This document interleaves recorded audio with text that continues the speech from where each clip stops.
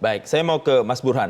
Mas, kita kan akan senang, masyarakat akan merasa adem begitu ya ketika melihat elit-elitnya ini sudah bersinergi, kemudian sudah saling bersilaturahmi seperti tadi dikatakan Mbak Titi. Tapi masih melihat nggak gejolak yang terjadi di akar rumput? Karena kan kemarin sampai putusan MK saja sebenarnya masih ada aksi massa, masih ada polarisasi tadi dikatakan.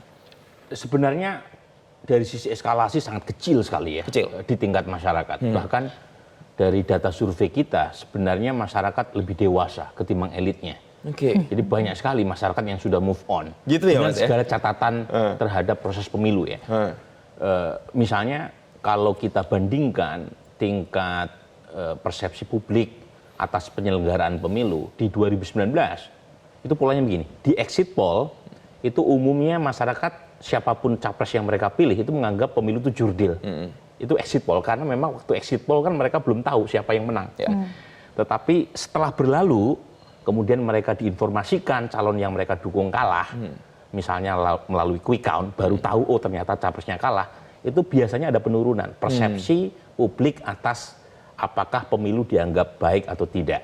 Karena biasanya menurut teori electoral loser, kalau calon yang didukung kalah, mereka cenderung mempersepsi bahwa pemilu itu tidak adil. Itu wajar, terjadi di mana-mana. Tapi bedanya di 2019, yang mengalami penurunan dari exit poll ke post election survey yang menganggap pemilu itu curang, itu dropnya luar biasa. Dari 90% lebih yang menganggap awalnya di exit poll pemilu itu jurdil, tapi setelah calon yang mereka dukung kalah, waktu itu calon Pak Prabowo ya, itu pendukungnya langsung turun tuh, yang menganggap pemilu itu adil jadi turun jauh. Jadi kurang lebih hanya sekitar 50% dari total populasi. Kemarin juga mengalami penurunan, tetapi tidak sejauh dibanding 2019. Karena memang polarisasi yang terjadi sekarang itu lebih di tingkat elit ketimbang di tingkat massa. Karena massa tidak cukup mampu memahami bagaimana proses kecurangan terjadi secara sistematik. Kan itu terlalu tinggi kan buat 37% masyarakat kita yang lulusan SD atau bahkan nggak sekolah. Nah, poin saya sekarang itu justru yang dituntut kedewasaan itu elitnya. Karena masyarakatnya umumnya udah move on. Ya. Elitnya yang dituntut itu lebih menunjukkan gesture dan sinyal menerima hasil pemilu apapun hasilnya meskipun tidak semuanya memuaskan ya. Kemudian juga tadi yang seperti Mbak Titik sampaikan, kita segera menjalankan semua rekomendasi yang disampaikan oleh MK.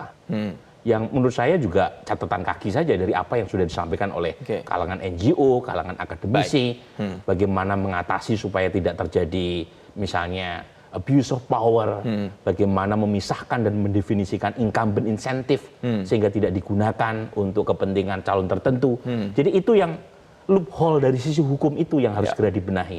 Sembari tadi elit menurut saya harus menunjukkan gesture dewasa menerima hasil, tetapi juga jangan jadi sarana untuk politik dagang sapi ya gitu kan.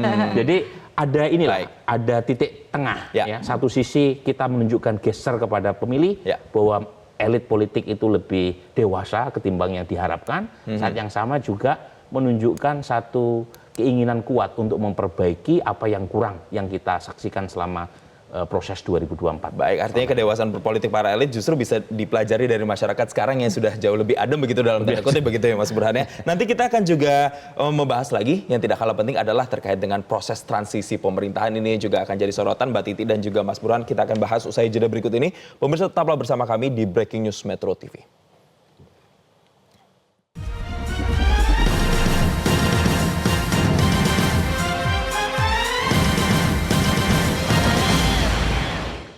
Jelajahi cara baru mendapatkan informasi. Download Metro TV Extend sekarang.